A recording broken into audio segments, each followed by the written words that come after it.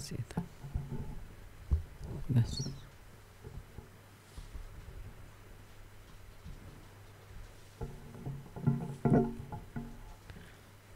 ओम शांति।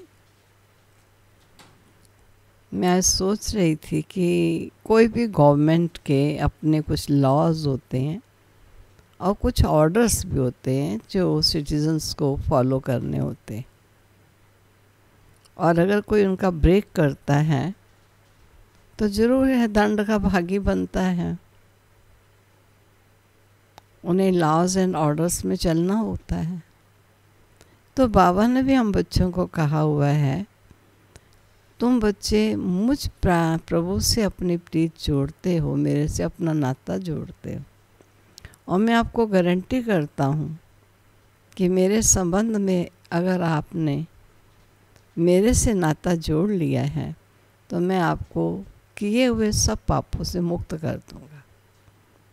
लेकिन मैंने भी तो कुछ लॉज एंड कुछ ऑर्डर्स बताए हैं।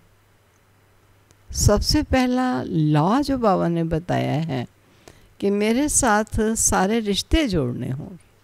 ऐसा नहीं आप मेरे पिता हो, शिक्षक हो, स्वामी हो, रक्षक हो, जो भी संबंध है, सर्व संबंध मेरे उसी एक के साथ है, क्योंकि मैंने जीवन में उसी से सब कुछ प्राप्तियाँ प्राप्त करने के लिए उनसे नाता जोड़ा है। तो ये लॉ है और ऑर्डर है बाबा का कि अगर तुम मेरे से कनेक्शन जोड़ कर रखना चाहते हो, प्रतिपल मेरा संबंध जुटा रहे, तो ख्याल रखना, दे संबंध, दे दुनिया, दे के पदार्थ, इन सब से मन को ऊपर उठा लेना। उस समय जब तुम मुझे याद करो तो ये देह, संबंध, दुनिया, प्राप्तियाँ, अगर कुछ भी आपकी बुद्धि में होगा तो आपको मेरी याद नहीं ठहरेगी। बार बार बुद्धि इन सब चीज़ों की तरफ जाएगी। इसलिए यहाँ भी योग युक्त बनने के लिए भी लॉज एंड ऑर्डर्स को मानना होगा।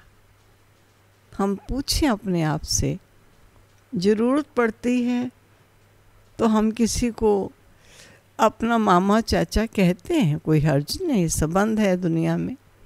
लेकिन जिस संबंध में सर्व प्राप्तियां हैं वो सर्व संबंध एक के साथ, बाकी सबके साथ रोल है, रोल सुंदर प्ले करना है। लेकिन रोल के यात्री, यात्रा के यात्री हैं, मंच के रोल करने वाले एक्टर्स हैं, उनसे मानसिक रिश्ता नहीं जोड़ लेना है। मानसिक रिश्ता हमारा एक बाबा के साथ जुड़ जाना चाहिए। तो आज के महावाक्यों में बाबा ने बहुत सुंदर कहा। महावाक्य आज 18/5/2020 के। मीठे बच्चे, तुम फिर से अपने ठिकाने पर पहुंच गए हो। सच्चा ठिकाना जो स्वयं सर्वशक्तिवान है, जिस ठिकाने को ढूंढ रहे थे, दर दर ठोकरें खा रहे थे, तुम फिर से अपने ठिकाने पर पहुंच गए हो। तुमने बाप द्वारा रचता और रचना को जान लिया है। तो खुशी में रोमांच खड़े हो जाने चाहिए, इतनी खुशी होनी चाहिए। कौन मिला है, क्या मिला है, कहाँ हम आकर पहुँचे। प्रश्न है, इस समय बाप तुम बच्चों का श्रृंगार क्यों कर रहे हैं? कोई बात है? इस समय आकर श्रृंगार करते हैं, क्यों कर रहे हैं? सबको मालूम है बाबा को श्रृंगार इस समय क्यों करने की आवश्यकता पड़ी। क्यों? क्योंकि अभी हमें सज धज कर विष्णुपुरी में जाना है। हम इस ज्ञान से सज कर विष्णुपुरी के अर्थात विश्व के महाराजा महारानी बनते हैं। अभी संगम युग पर है, बाबा टीचर बनकर पढ़ा रहे हैं और पियर घर से ससुर घर में ले जाने के लिए तैयारी करा रहे हैं। तो पढ़ भी रहे हैं हम और सज धज भी रहे हैं ज्ञान के श्रृंगार द्वारा। रिकॉर्ड है, आखिर वो दिन आया आज जिस दिन का रास्ता तकते थे जिसके थे मोहताज। ओम शांति। मीठे मीठे स्वीट चिल्ड्रन, मीठे मीठे सिकिलते बच्चों ने गीत सुना। तुम बच्चे ही जानते हो कि आधा कल्प जिस माशूक को याद किया है आखिर वह मिले हैं। दुनिया ये नहीं जानती कि हम कोई आधा कल्प भक्ति करते हैं, माशूक बाप को पुकारते, ये वो नहीं जानते। हम आशिक हैं, वो माशूक हैं, ये भी कोई नहीं जानते। बाप कहते हैं रावण ने तुमको बिल्कुल ही तुच्छ बुद्धि बना दिया था, बस स्वार्थ में याद करते थे। लेकिन अब उसकी आशिक हैं, वो हमारा माशूक है, वो पतियों का पति है, मैं उसकी सजनी हूँ। कहाँ ये स्मृति में रहता था? क्यों नहीं रहा? रावण ने तुच्छ बुद्धि बना दिया, खास भारतवासियों को विशेष तुच्छ बुद्धि बनाया। तुम देवी देवता थे ये भी भूल गए हो, तो तुच्छ बुद्धि हुए ना। अपने धर्म को भूल जाना यह है तुच्छ बुद्धि का काम। अब ये सिर्फ तुम ही जानते हो। हम भारतवासी स्वर्गवासी थे, ये भारत स्वर्ग था। थोड़ा ही समय हुआ है, 1250 वर्ष तो सतयुग था और 1250 वर्ष राम राज्य चला, त्रेता युग आया। उस समय दोनों युगों में अथाह सुख था। सुख को याद कर रोमांच खड़े हो जाने चाहिए। हर प्रकार का सुख, हर प्रकार की खुशी और आनंद था। सतयुग, त्रेता, द्वापर, कलयुग ये पास हो गए। सतयुग की आयु कितनी थी ये भी कोई नहीं जानते। लाखों वर्ष कैसे हो सकती? अभी बाप आकर समझाते। तुमको माया ने कितना तुच्छ बुद्धि बना दिया है।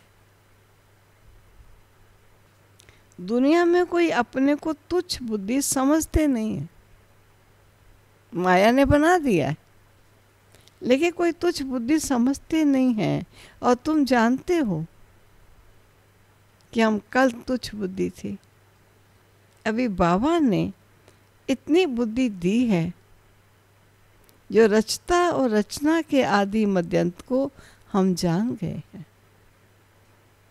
कल नहीं जानते थे, आज जाना है। जितना जितना जानते जाते हैं, निशानी देखो, जितना जितना जानते जाते हैं उतना खुशी में रोमांच खड़े होते जाएंगे। खुशी आएगी, कौन मिला और क्या मिला, रोमांच खड़े होते जाएंगे। हम फिर से अपने ठिकाने पर पहुंचते। बरोबर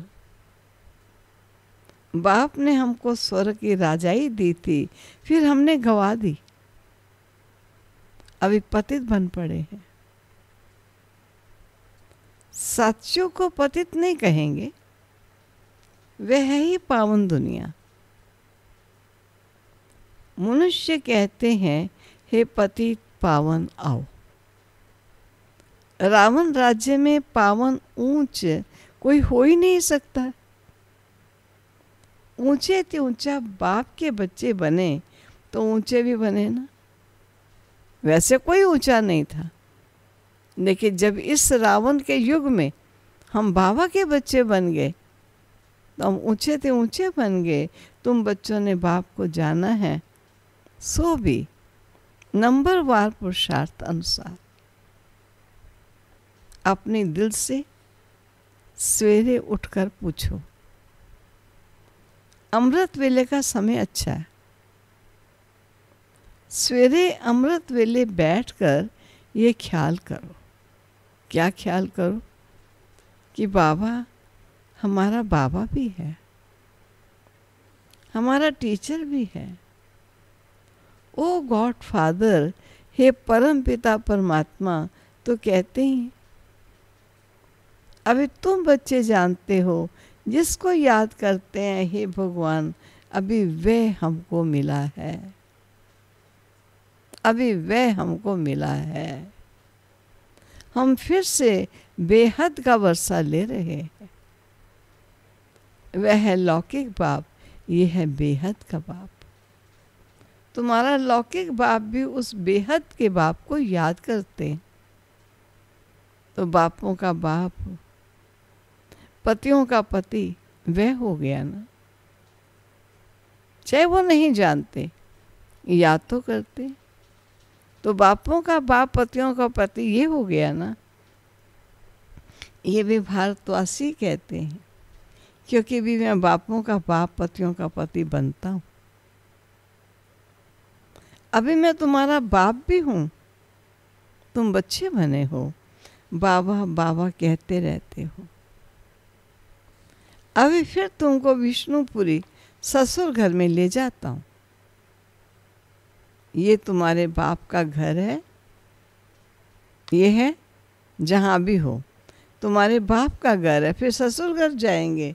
बच्चे जानते हैं हमको बहुत अच्छा श्रृंगारा जाता है, ऐसे नहीं ले जाता, सुंदर रूप से हमको हमारा ज्ञान से श्रृंगार करते हैं। अभी तुम पियर घर में हो ना, तुमको पढ़ाया भी जाता है। तुम इस ज्ञान से सजकर विश्व के महाराजा महारानी बनते हो। तुम यहाँ आए हो विश्व का मालिक बनने के लिए। तुम भारतवासी ही विश्व के मालिक थे, जबकि सतयुग था। अभी तुम ऐसे नहीं कहेंगे कि हम विश्व के मालिक हैं। अभी तुम जानते हो भारत के मालिक कलयुगी हैं, हम तो संगम युगी हैं। फिर हम सतयुग में सारे विश्व के मालिक बनेंगे। अब ये बातें तुम बच्चों की बुद्धि में आनी चाहिए। जानते हो विश्व की बादशाही देने वाला आया है। अभी संगम युग पर वे आए हैं। ज्ञानदाता एक ही बाप है। बाप के सिवाय किसी भी मनुष्य को ज्ञानदाता नहीं कहेंगे, क्योंकि बाप के पास ऐसा ज्ञान है जिससे सारे विश्व की सद्गति होती है। तत्वों सहित सबकी सद्गति हो जाती है।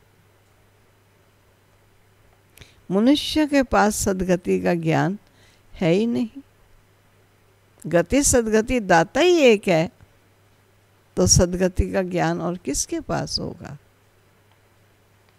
इस समय सारी दुनिया तत्वों सहित तमो प्रधान है। इसमें रहने वाले भी तमो प्रधान है। दुनिया भी तमो प्रधान है और रहने वाले भी तमो प्रधान है। नई दुनिया है सतयुग, उसमें रहने वाले भी देवता थे। फिर रावण ने जीत लिया, अब फिर बाप आया हुआ है।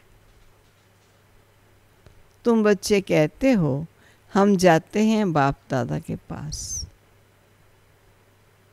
बाबा हमको दादा द्वारा स्वर्ग की बादशाही का वर्षा देते। बाप तो स्वर्ग की बादशाही देंगे, और क्या देंगे? है ईश्वर की बादशाही उनके पास, और क्या देंगे। तुम बच्चों की बुद्धि में यह भी आना चाहिए, ये आना चाहिए, परंतु माया ये भी भुला देती है, स्थायी खुशी रहने नहीं देती। जो अच्छी रीति पढ़ेंगे पढ़ाएंगे वे ऊंचा पद पाएंगे। गाया भी जाता है, सेकंड में जीवन मुक्ति पहचानना एक ही बार चाहिए। सभी आत्माओं का बाप एक ही है, वह सभी आत्माओं का बाप आया हुआ है, परंतु सब तो मिल भी नहीं सकेंगे। है सभी का एक ही बाप, वो आया हुआ है, लेकिन सब मिल नहीं सकेंगे, इम्पॉसिबल है। बाप तो पढ़ाने आते हैं, तुम भी सब टीचर्स हो। कहा जाता है ना, गीता पाठशाला, ये अक्षर भी कॉमन है। कहते कृष्ण ने गीता सुनाई। अब ये कृष्ण की तो पाठशाला है नहीं, कृष्ण की आत्मा पढ़ रही है। सतयुग में कोई गीता पाठशाला में पढ़ते पढ़ाते हैं क्या? नहीं। कृष्ण तो हुआ ही है सतयुग में, फिर 84 जन्म लेते हैं। एक भी शरीर दूसरे से मिल नहीं सकता। हर एक शरीर का फीचर्स सबके भिन्न भिन्न होते हैं। ड्रामा प्लान अनुसार हर एक आत्मा में अपना पार्ट 84 जन्मों का भरा हुआ है। एक सेकंड ना मिले दूसरे से, पार्ट भी नहीं मिलता, शक्लें भी नहीं मिलती। 5000 वर्ष तुम पार्ट बजाते हो। एक सेकंड का पार्ट दूसरे सेकंड से मिल नहीं सकता है। कितनी समझ की बात है। ड्रामा है ना, पार्ट रिपीट होता जाता है। बाकी वे शास्त्र सभी हैं भक्ति मार्ग के। मान लीजिए एक ने बहुत अच्छे कर्म किए, अच्छा बोलता है, अच्छा कर्म करता है, सहयोग देता है, अच्छे कर्म में संस्कार है, लेकिन अचानक जिनका सहयोग जिनको देता है, जिनके साथ अच्छे कर्म करता है, वो लगातार दुख कष्ट क्लेश देते, तो समय का प्रभाव होता है। बुद्धि सतोगुनी तो रही नहीं, वो भी रजोगुनी हो गई, धीरे धीरे तमोगुनी होती चली जाती। वो डिसीजन देती है तुम भी तो करो, वो ऐसा बोलता है तुम कब तक उससे मीठा बोलोगे। अब परिवर्तन आ गया, एक जैसा रह नहीं सकता है। आधा कल भक्ति चलती है, फिर सर्व की सदगति मैं ही आकर देता हूं। तुम जानते हो 5000 वर्ष पहले राज्य करते थे, सदगति में थे, दुख का नाम नहीं था। अभी तो दुख ही दुख है। इसको क्या कहा जाएगा? इसको दुख धाम कहा जाएगा। शांति धाम, सुख धाम और दुख धाम।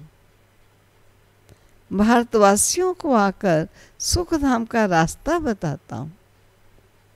कल्प कल्प फिर हमको आना पड़ता है। हर कल्प बाबा आकर रास्ता बताते। अनेक बार आया, आता रहूंगा, इसके एंड नहीं हो सकती। चक्र लगाकर तुम दुख धाम में आते हो, फिर मुझे आना पड़ता है। फिर दुखधाम से सुखधाम में ले जाने के लिए फिर ज्ञान योग से श्रृंगार करते। ये चक्र चलता है। अभी तुमको स्मृति आई है 84 जन्मों के चक्र की। अब बाप को रचता कहा जाता है। ऐसे नहीं कि ड्रामा का कोई रचता है। रचता अर्थात इस समय सत्युग को आकर रचते हैं, वहाँ के योग्य प्राणी मात्र को बनाते हैं। सतयुग में जिनका राज्य था उन्होंने गवाया, उनको बैठकर पढ़ाता। बच्चों को अडॉप्ट करते। तुम मेरे बच्चे हो ना। तुमको कोई साधु संत आदि नहीं पढ़ाते हैं, तुमको पढ़ाने वाला एक बाप है जिसको सब याद करते हैं। याद जिसको करते हैं जरूर कभी आएंगे भी ना। ऐसे तो नहीं याद करते रहेंगे। जरूर याद किया था, वो मिले थे, आए थे, और जरूर आज भी याद करते हैं, पुनः आएंगे। ये भी किसी की समझ में नहीं आता है कि याद क्यों करते। तो जरूर पतित पावन बाप आते हैं। क्राइस्ट को ऐसे नहीं कहेंगे कि फिर से आओ। वे तो समझते हैं लीन हो गया वो, फिर आने की बात ही नहीं। याद फिर भी पतित पावन को ही करते हैं। हम आत्माओं को फिर से वर्षा दो। अभी तुम बच्चों को स्मृति आई है। क्या स्मृति आई है?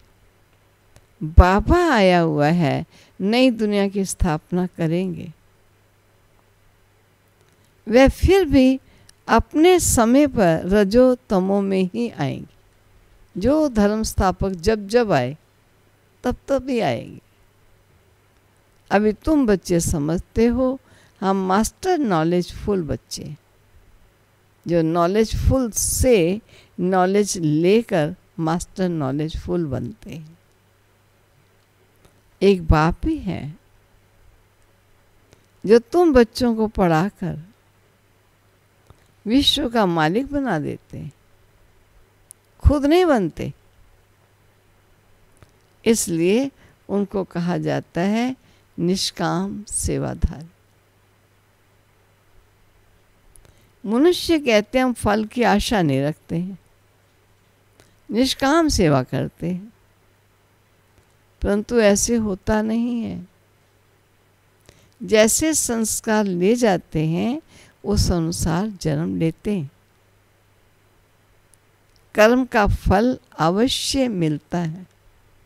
अभी नहीं मिलेगा, चोला छोड़ने के बाद जहाँ पुनर्जन्म लेंगे वहाँ जाकर उसका खाता उसका फल मिलेगा।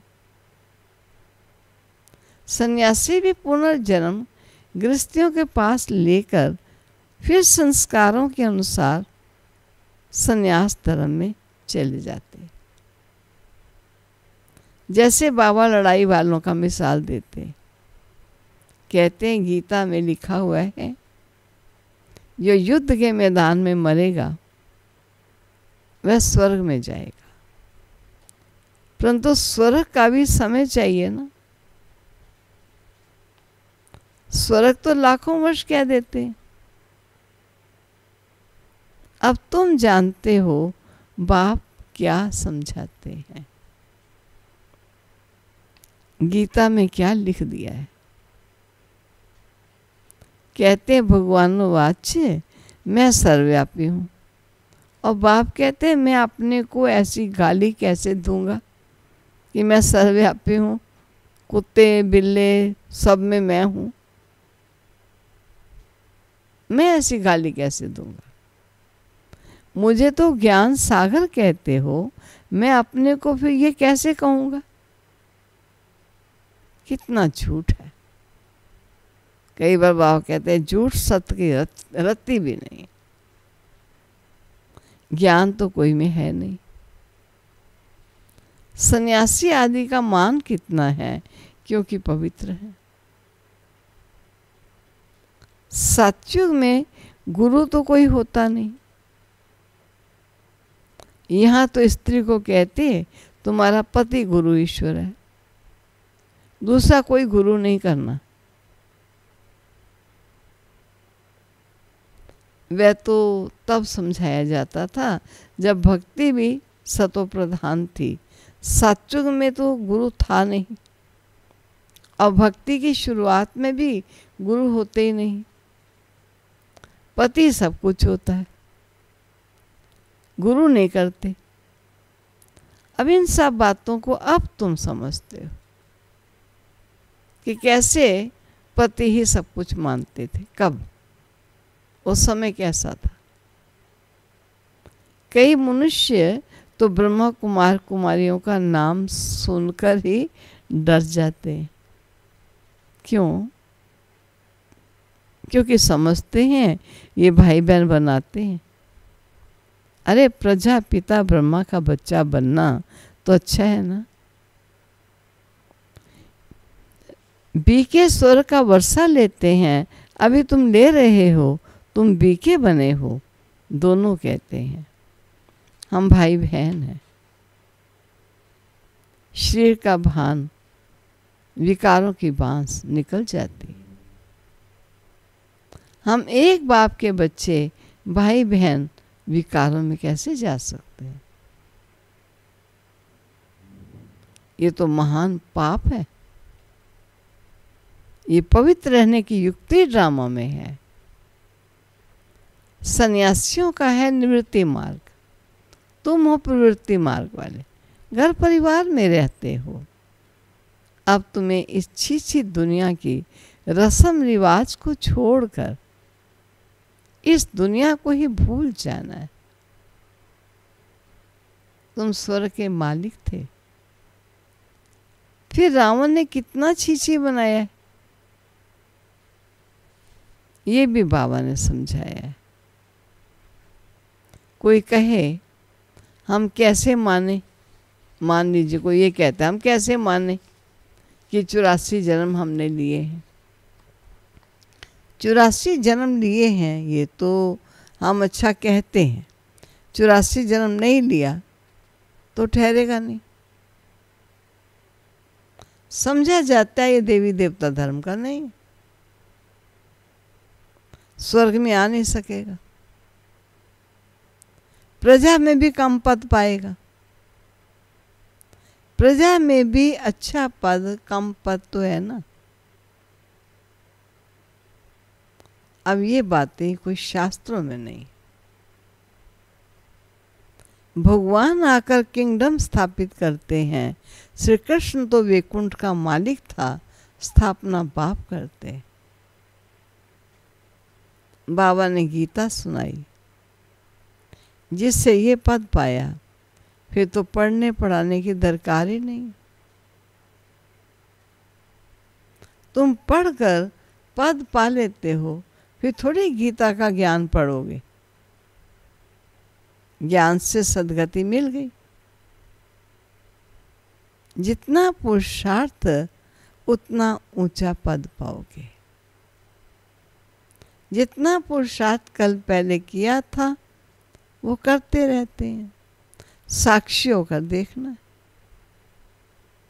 टीचर को भी देखना है। इसने हमको पढ़ाया है, टीचर को भी देखना है। इसने हमको पढ़ाया है, हमको इनसे भी होशियार होना है। मार्जिन तो बहुत है ना, कोशिश करनी है ऊंचे से ऊंचा बनने की। मूल बात है तमो प्रधान से सतो प्रधान बनना है। ये समझने की बात है। गृहस्थ व्यवहार में भी रहना है, बाप को याद करना है तो पावन बन जाएंगे। यहाँ सब पतित हैं, इसमें दुख ही दुख है। सुख का राज्य कब था ये किसी को पता नहीं। दुख में कहते हैं, हे भगवान, हे राम, ये दुख क्यों दिया? अब भगवान तो किसको दुख देता नहीं, रावण दुख देता है। अभी तुम जानते हो हमारे राज्य में और कोई धर्म नहीं होगा, फिर बाद में और धर्म आएंगे। तुम भले कहाँ भी जाओ, पढ़ाई साथ है, मनमुना भाव का लक्ष्य तो मिल गया है। बाबा को याद करो। बाप से हम स्वर्ग का वर्षा ले रहे हैं, ये भी याद नहीं कर सकते। ये याद पक्की चाहिए, तो फिर अंत मते सोगते हो जाएगी।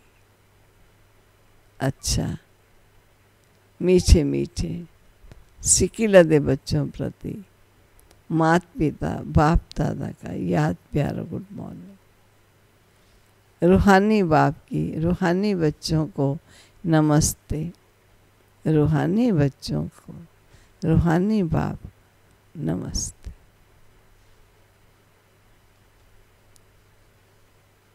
धारणा के लिए मुख्य सार। सवेरे सवेरे अमृत वेले उठ ख्याल करना है। बाबा हमारा बाप भी है, टीचर भी है। अभी बाबा आया है हमारा ज्ञान रत्नों से श्रृंगार करने के लिए। वे बापों का बाप है, वे पतियों का पति है। ऐसे ख्याल करते करते अपार खुशी का अनुभव करना है। ऐसे ख्याल करते करते अपार खुशी का अनुभव करना है। दूसरा, हर एक के पुरुषार्थ को साक्षी होकर देखना है। ऊंच पद की मार्जिन है, जो बाबा ने कहा ना, टीचर को देखते हैं, देखो, लेकिन आप टीचर से भी आगे जाओ, मार्जिन तो है ना। ऊंच पद की मार्जिन है, इसलिए तमो प्रधान से सतो प्रधान बनना है। तमो प्रधान से सतो प्रधान बनना है।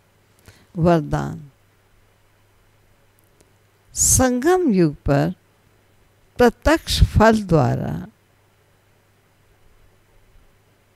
शक्तिशाली बनने वाली सदा समर्थ आत्मा भव।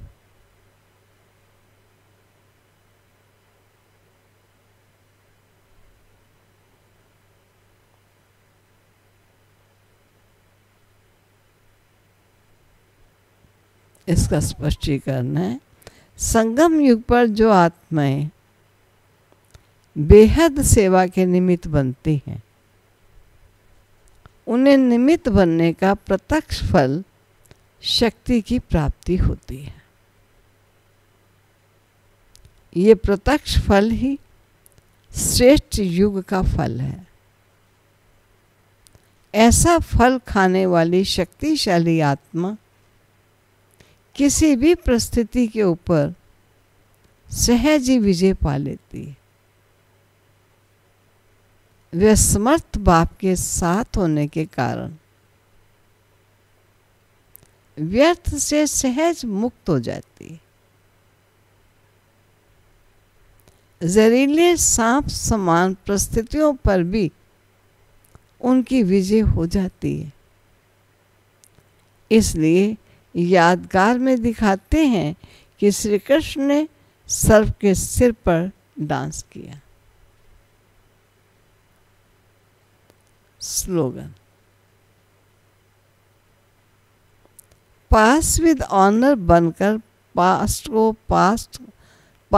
पास करो। पास विद ऑनर बनकर पास्ट को पास करो और बाप के सदा पास रहो। और बाप के सदा पास रहो।